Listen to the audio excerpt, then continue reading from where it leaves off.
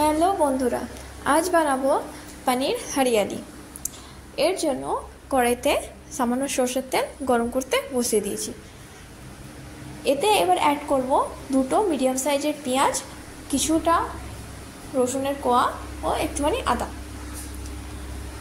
এগুলো দিয়ে সামান্য নেড়ে চেড়ে নেব, বেশি ভাজা দরকার হয় না। এর সাথে অ্যাড করব কিছু কাঁচা লঙ্কা,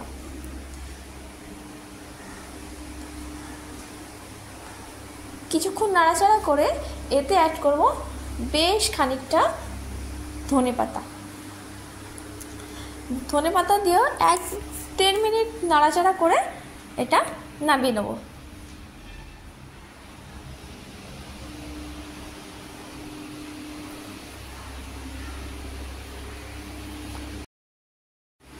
এটা ভাজা হয়ে গেছে, এবার এটাকে ঠান্ডা করতে রেখে দেব।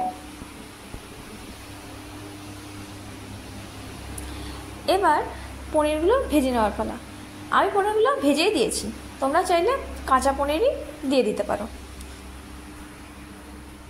পনিরগুলো একটু ভেজে নিয়ে তুলে রাখবো।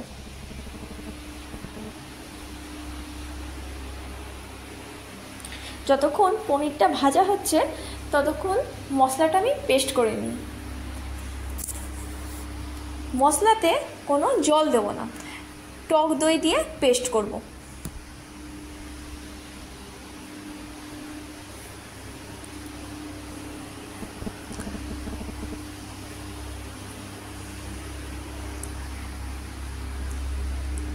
এদিকে পনিরটা ভাজা হয়ে গেছে, পনিরটা তুলে রাখবো।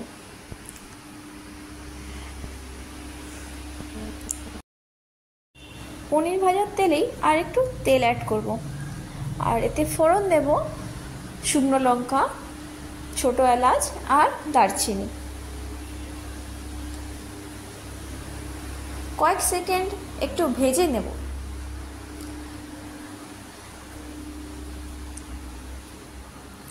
মশলা থেকে সুন্দর গন্ধ ছাড়লে এর মধ্যে দেব বেটে রাখা পেঁয়াজটা।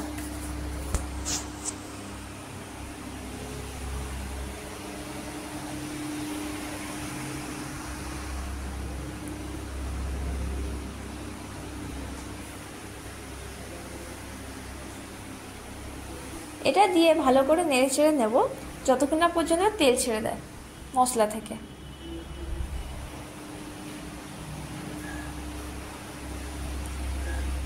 মশলা থেকে তেল ছেড়ে দিয়েছে, এবার এখানে অ্যাড করব কিছু গুঁড়ো মশলা।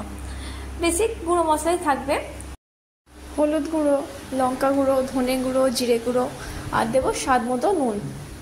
এগুলো একটু জল দিয়ে নেড়ে চেড়ে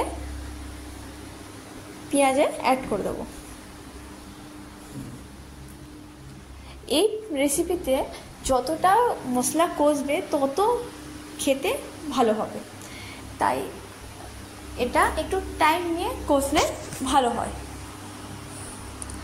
10-15 মিনিট ধরে কষানো হয়েছে, তারপর দেখো পুরো কালার চেঞ্জ হয়ে গেছে। এবার আমি এতে কিছুটা গরম মশলা দিয়ে নাড়িয়ে চাড়িয়ে নামিয়ে দেবো।